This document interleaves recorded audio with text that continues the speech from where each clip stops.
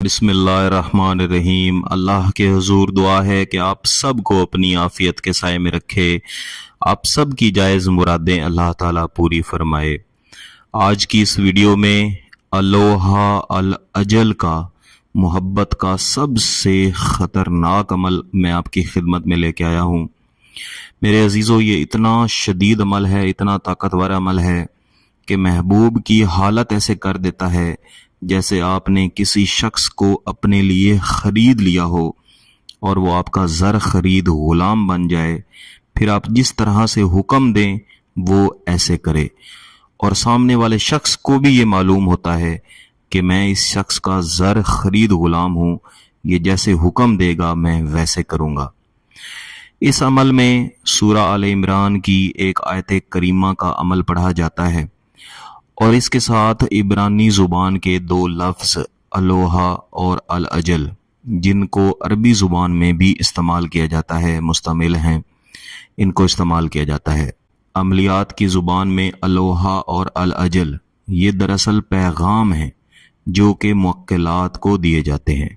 किसी भी नक्श, किसी भी आयत करीमा के साथ जो मुवक्किलात अटैच होते हैं, उन मुवक्किलात को इन दो लफ्ज़ों के ज़रिए पैगाम दिया जाता है और उस पैगाम के ज़रिए अपनी मोहब्बत अपने महबूब तक पहुंचाई जाती है। तो इस वीडियो में मैं आपको जो आयत करीमा दूंगा, इसको आपने ऐन इसी तरीके से करना है जो तरीका मैं आपको बताऊंगा, और ये दो लफ्ज़ जो पढ़ने का तरीका, इस आयत करीमा के साथ पढ़ने का तरीका मैं आपको बताऊंगा, इन लफ्ज़ों को भी इसी तरीके से आपने इस्तेमाल करना है। जैसे ही इसका इस्तेमाल आप मुकम्मल करेंगे, वैसे ही इस आयत करीमा के मुवक्किलात महबूब की तरफ इंशाअल्लाह ताला सफ़र करेंगे और महबूब के दिल में आपकी मोहब्बत भर देंगे। महबूब खुद महसूस करेगा कि किसी शख्स की मोहब्बत उसके रगोजान में खून की तरह दौड़ना शुरू हो गई है, और जब आप ये अमल मुकम्मल कर लेते हैं तो उसके बाद कुछ न कुछ अल्लाह के रस्ते में सदका खैरात ज़रूर करनी है। सदका खैरात करेंगे, एक तो इस अमल का असर बढ़ेगा, दूसरा आपने ये ख्याल करना है कि इस अमल को पाक साफ बावुज़ू हालत में ही करना है। बिलखसूस बहनों के लिए ये मेरा पैगाम है कि नापाकी की हालत में बिल्कुल ये अमल ना करें, क्योंकि ये नूरी अमल है, इसमें कुरान पाक की आयत करीमा के ज़रिए मदद हासिल की जाती है। इस अमल के करने का कोई वक्त मुतय्यन नहीं है, आप किसी भी वक्त कर सकते हैं। लेकिन जैसे कि मैं पहले वीडियोस में आपको बताया करता हूँ कि मोहब्बत के जो अमलियात हैं, इनका सबसे बेहतरीन वक्त मुश्तरी की साथ है, और मुश्तरी की साथ से मुराद है कि सुबह जब आप फजर की नमाज पढ़ लेते हैं, आप आसमान पर देखें तो आपको एक आखिरी सितारा नज़र आता है, वो दरअसल मुश्तरी सैयारा होता है।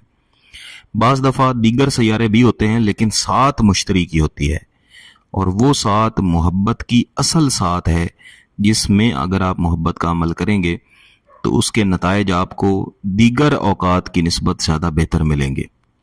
तो बेहतर है कि फजर की नमाज पढ़ के उसी तरह पाक साफ बवुज़ू बाहर निकल जाएं जहाँ पे आपको आसमान साफ नज़र आता हो। ये एक ऑप्शनल चीज़ है, कर लें तो बेहतर है, ना करें तो आप कमरे में बैठ के भी कर सकते हैं।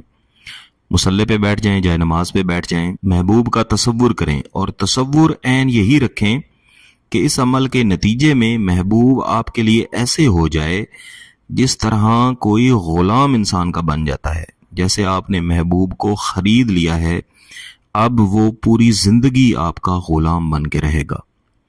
आपने एक तस्बीह लेनी है और सिर्फ 15 बार कुरान पाक में सूरा आले इमरान की आयत नंबर 200 बिस्मिल्लाहिर्रहमानिर्रहीम या अय्युहल्लज़ीना आमनुस्बिरू वसाबिरू वराबितू वत्तकुल्लाह लअल्लकुम तुफ्लिहून, इस आयत करीमा को पढ़ना है। और जब भी आपने इस आयत करीमा को एक बार पढ़ लेना है, अव्वल आखिर एक बार चाहे तो दुरूद शरीफ भी पढ़ लें, जब एक बार पढ़ लेना है उसके बाद अपनी आंखें बंद करनी है, महबूब का तसव्वुर करना है, और वो तमाम तसव्वुरात जैसे पहले आपको बताया है कि महबूब आपकी ग़ुलामी करे, वो जहन में रख के आपने सिर्फ 21 मरतबा तस्बीह पे पढ़ना है, अलोहा अल अजल, अलोहा अल अजल।